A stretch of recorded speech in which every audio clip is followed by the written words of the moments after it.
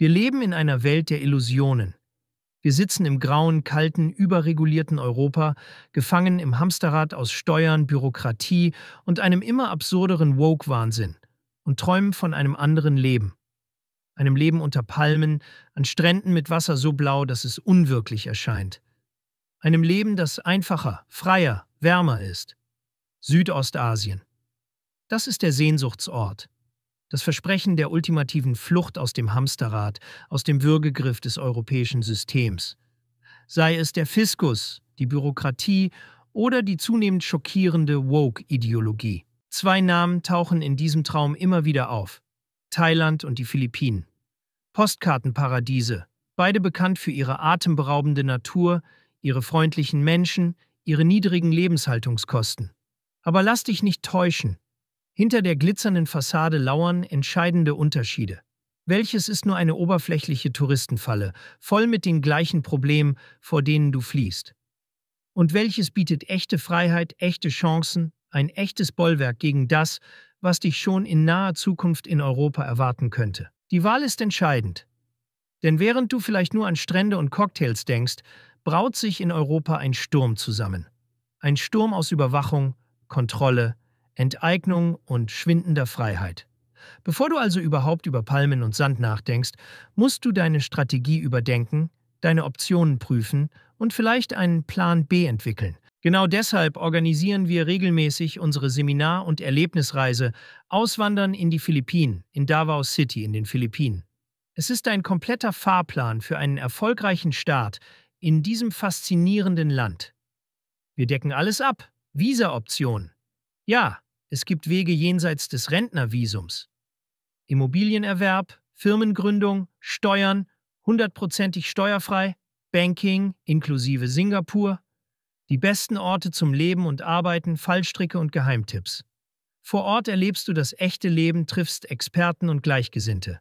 Und wenn du bereit bist, den Schritt zu tun, stehen wir dir mit unseren maßgeschneiderten Philippinen-Services vom Plan B-Projekt zur Seite. Von der Beantragung des richtigen Visums über die Immobiliensuche bis hin zur Firmengründung. Wir sind deine erfahrenen Lotsen im philippinischen Dschungel. Wir nehmen dir die Bürokratie ab, damit du dich auf das konzentrieren kannst, was wirklich zählt. Dein neues Leben in Freiheit. Informationen zur Reise und unseren Dienstleistungen findest du auf unserer Website. Link in der Beschreibung dieses Videos. Und jetzt, wo du weißt, dass du eine klare Entscheidung brauchst, lass uns die potenziellen Ziele genauer betrachten. Thailand oder Philippinen? Lass uns die Hochglanzbroschüren zerreißen und die brutale Wahrheit betrachten. Beginnen wir mit dem Offensichtlichen, der Natur. Beide Länder bieten tropische Schönheit. Aber sei ehrlich, wenn du an das ultimative, unberührte Paradies denkst, an dieses unwirkliche, fast schmerzhaft blaue Wasser und den puderweißen Sand, dann schlagen die Philippinen Thailand um Längen. Thailand hat schöne Ecken, sicher. Aber die wirklich atemberaubenden Orte wie Maya Bay sind hoffnungslos überlaufen und zu Tode kommerzialisiert. Auf Reddit liest man es immer wieder. War in Phuket, fühlte sich an wie Ballermann mit Tempeln. Menschenmassen überall, enttäuschend. Die Philippinen hingegen, ein Archipel aus über 7000 Inseln, bieten noch unzählige unberührte Juwelen. Selbst bekannte Orte, wie El Nido oder Coron, haben Ecken, wo du den Strand für dich allein hast. Ein User auf einem Reiseforum schwärmt: mit dem Roller auf Palawan unterwegs. Hinter der nächsten Biegung. Menschenleerer Strand, blauer als jeder Filter. Das ist Freiheit. Die Natur der Philippinen fühlt sich wilder, ursprünglicher, echter an.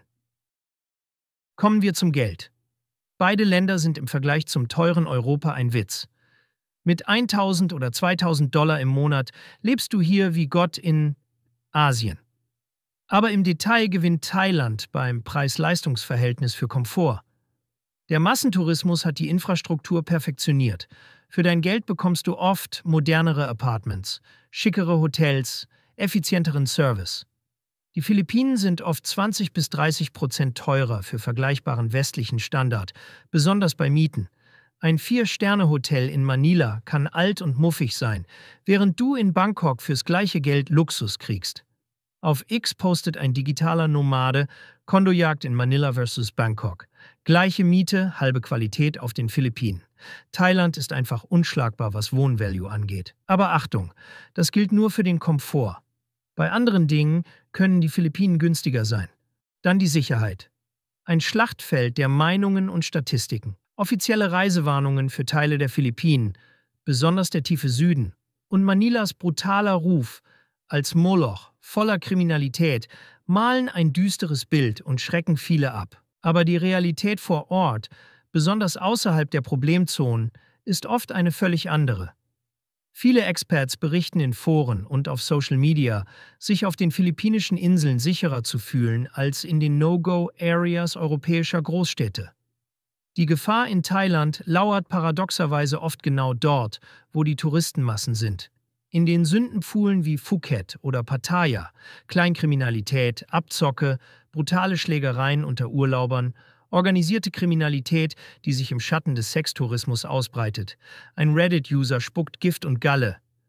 Pattaya Walking Street nachts? Nur wenn du ausgeraubt oder in eine Schlägerei verwickelt werden willst. Drecksloch. In den ruhigeren Gegenden Thailands hingegen fühlst du dich oft wie im Paradies. Auf den Philippinen ist die Armut sichtbarer, keine Frage. Aber die Menschen gelten als extrem freundlich, fast schon überschwänglich herzlich und unglaublich hilfsbereit. Und der entscheidende Faktor, der oft übersehen wird: fast jeder spricht Englisch. Das baut sofort Misstrauen ab, erleichtert die Kommunikation in jeder Situation und schafft eine tiefere Verbindung. Ein Auswanderer schreibt in einem Forum: Klar gibt's in Manila No-Go-Areas. Aber hier in Davao sicherer als Berlin-Neukölln. Und die Leute sind unglaublich herzlich. Dass jeder Englisch spricht, ist Gold wert. Und dieser Kommentar trifft den Nagel auf den Kopf. Denn wenn wir über Sicherheit auf den Philippinen sprechen, müssen wir über einen Ort reden, der alle negativen Klischees über den Haufen wirft. Einen Ort, der wie eine uneinnehmbare Festung der Ordnung in einem oft chaotischen Land wirkt. Davao City. Vergiss Manila. Vergiss die Statistiken, die das ganze Land über einen Kamm scheren. Davao, auf der südlichen Insel Mindanao gelegen, spielt in einer völlig anderen Liga. Es gilt weithin als eine der sichersten, wenn nicht die sicherste Großstadt der Philippinen und sogar ganz Südostasiens. Wie ist das möglich? Es ist das Ergebnis eiserner politischer Führung, ja, auch unter dem umstrittenen Rodrigo Duterte, und einer Bevölkerung, die Ordnung und Sicherheit über alles stellt. Denk an Singapur, aber mit tropischem Flair und ohne die exorbitanten Preise. Hier herrschen klare Regeln, die rigoros durchgesetzt werden. Rauchverbote, strenge Geschwindigkeitsbegrenzungen, nächtliche Alkoholverkaufsverbote. All das schafft eine Atmosphäre der Disziplin, die man in westlichen Städten längst verloren hat. Die Polizei ist präsent, die Notfallhotline funktioniert und Kriminalität wird nicht toleriert, sondern bekämpft. Auf Reddit liest man die erstaunten Berichte von Expats. Bin von Manila nach Davao gezogen. Kulturschock. Hier kann meine Frau nachts alleine spazieren gehen. Die Leute lassen ihre Haustüren offen. Fühlt sich sicherer an als meine Heimatstadt in Deutschland. Ein anderer schreibt auf X: Davao ist der Beweis, dass Sicherheit keine Frage des Reichtums ist, sondern des politischen Willens. Rodrigo Duterte hat hier aufgeräumt. Ja, es ist streng, aber es funktioniert. Es ist eine Oase der Ruhe in einer unruhigen Welt. Für den sicherheitsbewussten Auswanderer, der die Schönheit der Philippinen sucht, aber keine Kompromisse bei der persönlichen Sicherheit eingehen will, ist Davao City oft die logische, fast schon zwingende Wahl. Es ist der geheime Hafen, von dem die Mainstream-Medien dir nichts erzählen. Das führt uns zum Faktor Abenteuer. Willst du einen durchorganisierten Urlaub, bei dem alles glatt läuft? Thailand. Willst du das Echte, das Unvorhersehbare, das Gefühl, wirklich in eine andere Welt einzutauchen? Dann gewinnen die Philippinen haushoch. Keine Sprachbarriere. Du redest mit Locals, wirst zum Essen eingeladen, landest auf spontanen Festen. Du erlebst das authentische Leben, nicht die Touristenshow. Es ist manchmal chaotisch, ja. Aber genau das ist das Abenteuer. Thailand ist oft Disneyland. Die Philippinen sind Indiana Jones. Und was ist mit dem Leben und Arbeiten als digitaler Nomade? Hier liegt Thailands klarer Vorteil: die Infrastruktur. Thailand bietet Top-Internet und luxuriöse Kondos zu Spottpreisen. Wenn du auf schnelles, stabiles Netz angewiesen bist, sind die Philippinen, abseits der großen Städte wie Manila oder Davao City, oft noch eine Qual. Ein User auf X jammert, Upload in El Nido?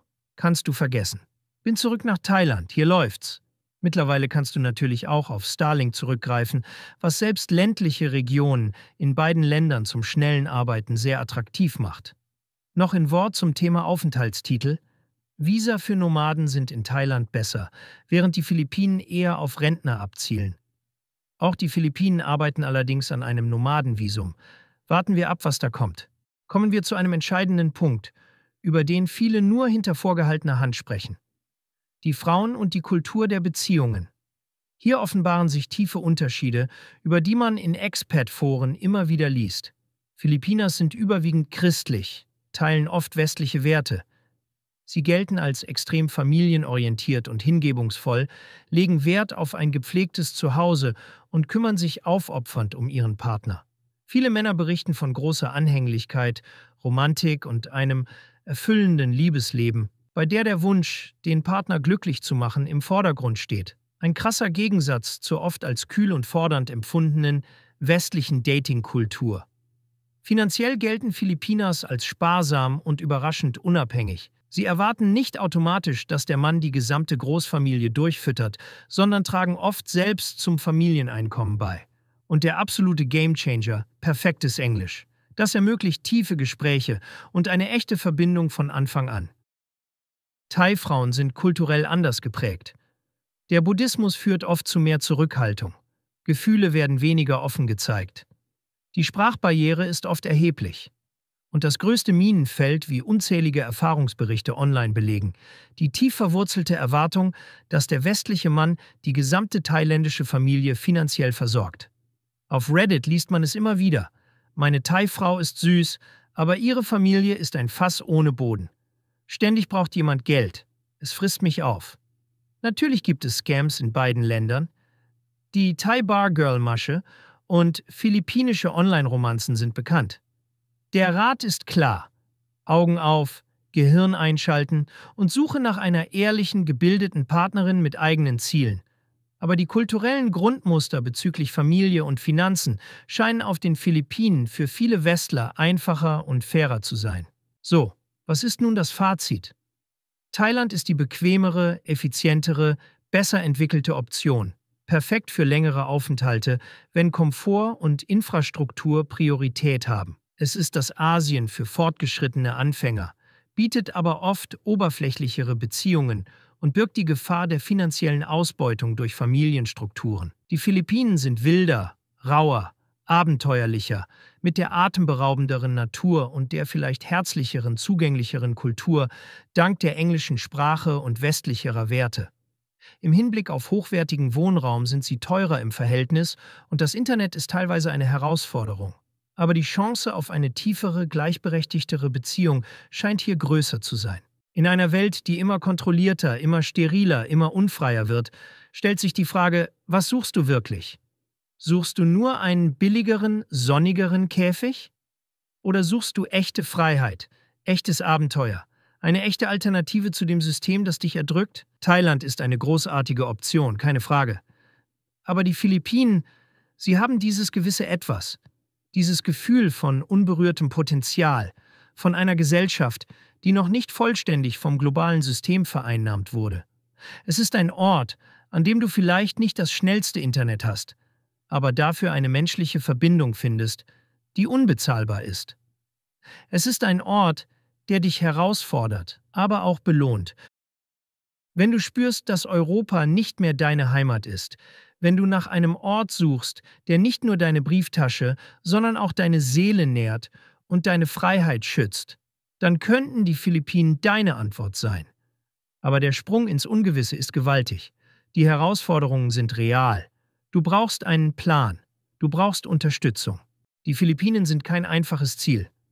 Aber vielleicht liegt genau darin die Chance. Die wahre Freiheit findest du nicht im perfekten Komfort, sondern in der bewussten Entscheidung für ein authentischeres, souveräneres Leben. Wenn du bereit bist, diesen Weg zu erkunden, findest du alle Informationen zum Philippinen-Seminar und zu unseren Plan B-Projekt-Services unter den Links in der Beschreibung. Die Zeit vom Paradies nur zu träumen ist vorbei. Es ist Zeit, es zu erobern. Bist du Unternehmer, Freiberufler oder Investor? zieht es dich schon lange ins Ausland. Mach heute den ersten konkreten Schritt in eine Zukunft mit mehr Geld und mehr Freiheit. Buche ein Beratungsgespräch mit Sebastian und seinen Kollegen. Unsere Kanzlei unterstützt Mandanten wie dich dabei, deine Steuerlast legal zu reduzieren, Vermögen aufzubauen und zu schützen und deine persönliche Freiheit zu maximieren. Profitiere jetzt von unserem Fachwissen und unserem Netzwerk. Gehe zu mandatierung.com und werde Mandant unserer Kanzlei.